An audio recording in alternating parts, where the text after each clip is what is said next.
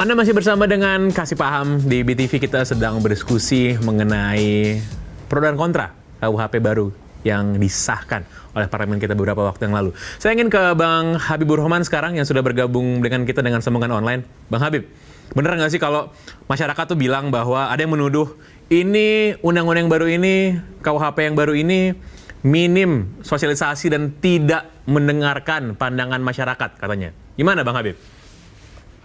Ya, pertama saya juga prihatin ya dengan redaksi acara ini yang memang sejak awal sudah tidak adil ya. Dalam pengantar Anda tadi bilang sebagian besar masyarakat ya menolak, kemudian sebagian besar pasal bermasalah. Saya mau tahu angkanya dari mana, yang ilmiah saja gitu kan disampaikan. Tapi udahlah ya, kita bicara yang lebih substansi. Pertama soal prosedur sampai jadinya KUHP yang baru ini. Sudah sering sekali disampaikan ya pada saat paripurna, pada saat sosialisasi bahwa RKUHP ini bermula tahun 1963, di mana ada keinginan untuk mengganti KUHP bikinan penjajah Belanda ya, yang sudah berlaku sejak tahun 18 sekian, hampir 150 tahun. Lalu proses yang paling konkret adalah di tahun 2015, di mana dimulai pembahasan dan berakhir di tahun 2019 telah disepakati pada tingkat pertama. Tingkat pertama di DPR artinya sudah disepakati, tinggal dibawa ke paripurna tahun 2019. Tapi karena adanya unjuk rasa terkait dua undang-undang waktu itu, KUHP dan Undang-Undang Pemasyarakatan oleh Pak Presiden Jokowi ditunda. Ya, lalu masuk periode 2019-2024 kembali dibahas, tidak langsung dibahas. Ada waktu sampai tahun 2020 ini dibiarkan untuk dibicarakan oleh publik, untuk dibahas oleh publik yang memiliki atensi dan lain sebagainya, dipersilakan datang di DPR. Baru mulai lagi dibahas di tahun 2020 sampai akhirnya ya di bulan Juli 2022 ada dua undang-undang operan atau undang-undang carry over yang dibawa ke DPR. Yang satu bulan Juli 2022 undang-undang pemasyarakatan disahkan, tapi RKUHP tidak langsung disahkan. Pemerintah meminta untuk sosialisasi kembali. Tapi faktanya apa yang terjadi?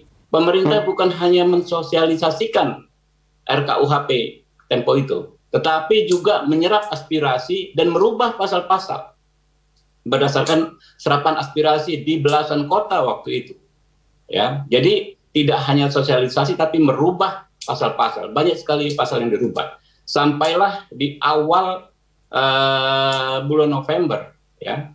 Seharusnya waktu itu pengesahan diputar lagi sekali lagi untuk menyerap aspirasi. Saya ingat ada dua yang besar waktu itu adalah Dewan Pers, lalu Aliansi Reformasi Hukum Nasional, merupakan koalisi dari beberapa LSM-LSM yang concern terhadap perubahan KUHP ini. Bukan hanya sosialisasi, tapi penyerapan aspirasi.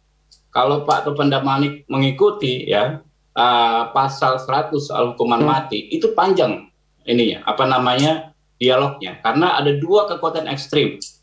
Yang satu tidak ingin hukuman mati tetap dipertahankan di masyarakat, yang satu ya kelompok lain ingin dihapuskan sama sekali. Sampailah kompromi pasal 100 ya, di mana kata dapat dihilangkan di hukuman mati itu, pasal hukuman mati itu berdasarkan masukan sejumlah LSM, pakar HAM dan lain sebagainya ya. Nah, lalu sampailah KUHP yang ada saat ini. Kalau Anda katakan ini sebagian besar pasal bermasalah, saya minta tunjukkan ini Pak Pangeran, yang mana coba? Ya kan, kalau sebagian besar dari 600 pasal berarti 300 sekian, kalau sebagian besar yang mana 300 sekian pasal. Jadi saya pikir kita juga perlu mengedukasi masyarakat ya. Ada beberapa hal yang sangat fundamental di KUHP ini. Yang pertama, perubahan besar yaitu bagaimana cara kita berhukum, pasal 36. Konsep hukum sebelumnya di KUHP penjajah Belanda adalah kita hanya menganut pendekatan monistik, artinya pemenuhan unsur-unsur delik. Orang dipenjara hanya karena pemenuhan redaksi pasal. Kalau Anda mau paham konkretnya adalah kasus Ahmad Dhani misalnya. Saya lawyernya waktu itu, 2018. Dia dipenjara hanya karena mengatakan sekelompok orang adalah idiot. Menurut redaksi pasal 28 ayat 2 junto 45 ayat 2 ITE itu memenuhi. Tapi kalau dilihat adakah mensreanya, adakah niatnya Pak Ahmad Dhani untuk mengadu domba? Tidak ada dan tidak bisa dibuktikan. Tapi Anda tahu berapa puluh orang yang dipenjara dengan pasal 28 ayat 2 dan 45 ayat 2 ITE. Kemudian Undang-Undang nomor 1 tahun 46.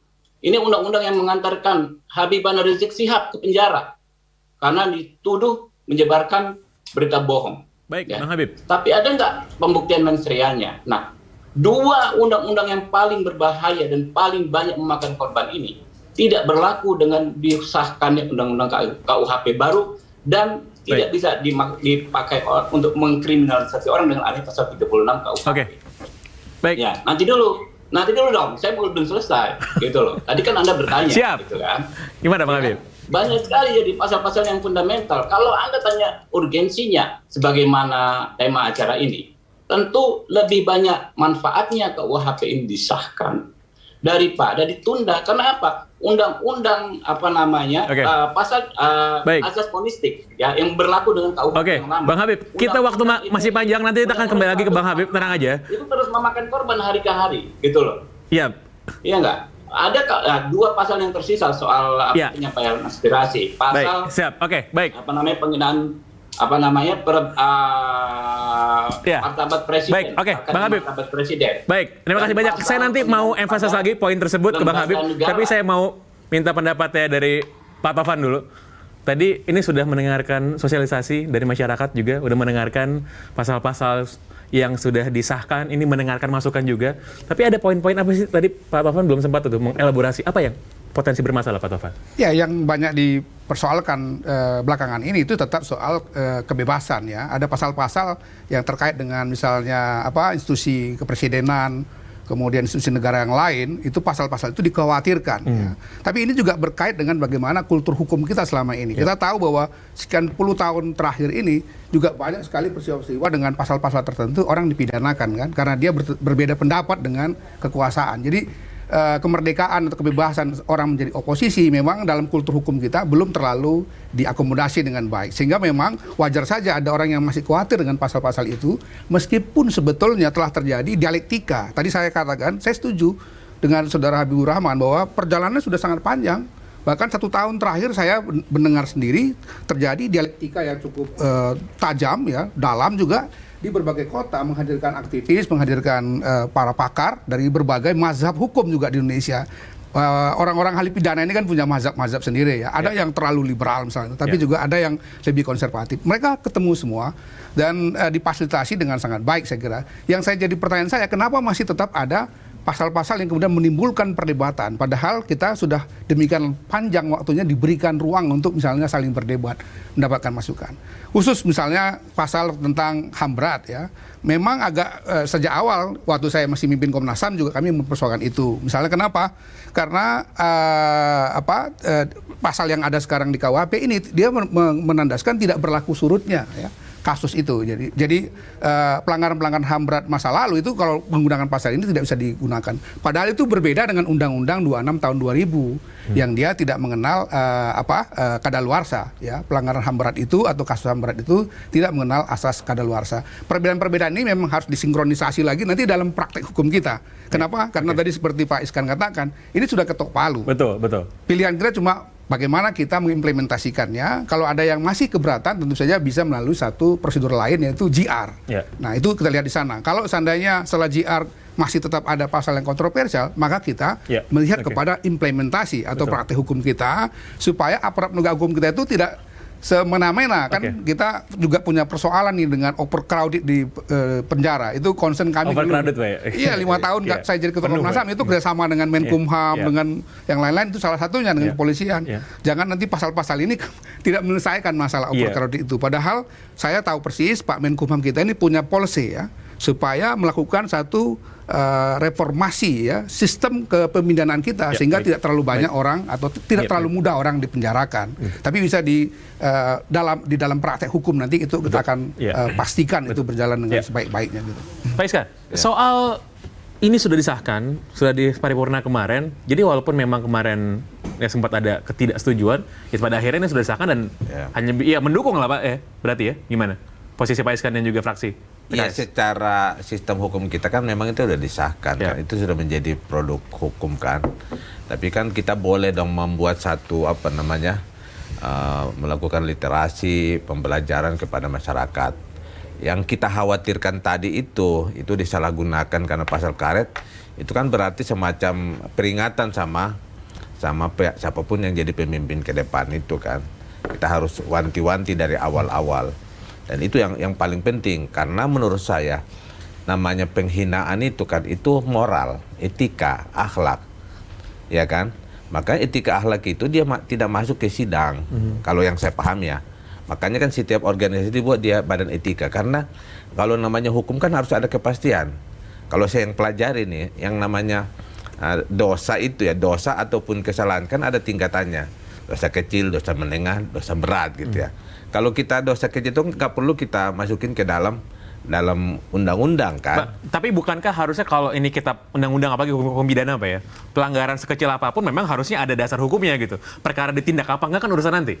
Tapi bisa saja dikasih dia bayar apa gitu kan, bisa juga. Kalau harus dimasukin bayar denda.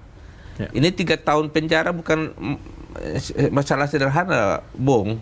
Orang korupsi cuma 2,5 tahun dia penjara, masa orang mengkritik 3 tahun di penjara. Nah, dalam prinsip keadilan, saya tidak ahli hukum ya, tapi adil enggak kan gitu. Tapi kan ada batas yang bebas, yang jelas saya rasa Pak, antara penghinaan dan kritik gitu. Gimana cara kita bedain? Menghina itu, kalau yang paling dicari itu babul akhlak. Jadi akhlak itu tugas para ulama, mendidik mereka. Sama anak kita tidak berakhlak juga kadang-kadang. Itu tugas kita mendidik dia. Itu karakter, tidak gampang ya kan. Jadi yang masuk ke ranah hukum itu harus yang terukur. Menghina umpamanya, Mas ngomong ke saya, Pak Iskan itu nggak ada kerjaan, nggak pernah turun gitu. Saya merasa tersinggung, saya adukan. Memang belum tentu dihukum kan. Ya, ada proses pembuktian. Tapi semudah itu kalau orang memenjarakan. Maka kemarin waktu pasal dulu saya panjangnya undang-undang tentang kekerasan seksual. Salah satu yang nggak saya setuju itu adalah dosa-dosa kecil mau mereka masukkan undang-undang apa aja gini. Ada seorang perempuan lewat, dia melakukan satu aksi menghina perempuan lah, umpamanya cuk katanya. Memang nggak sopan ya kan. Tapi itu diadukan, dia menganggap itu adalah kekerasan seksual kepada dia karena dia dihina, masukkan ke penjara. Masa anak-anak muda yang nongkrong di pinggir jalan itu bersiul untuk manggil seorang cewek, tiba-tiba dipidana masuk penjara. Nah itu yang saya maksud. Tapi kalau si ceweknya merasa tersinggung gimana Pak? Merasa tersinggung, maka jangan kita kasih dia undang-undang itu harus dia masuk penjara. Ini babul akhlak itu.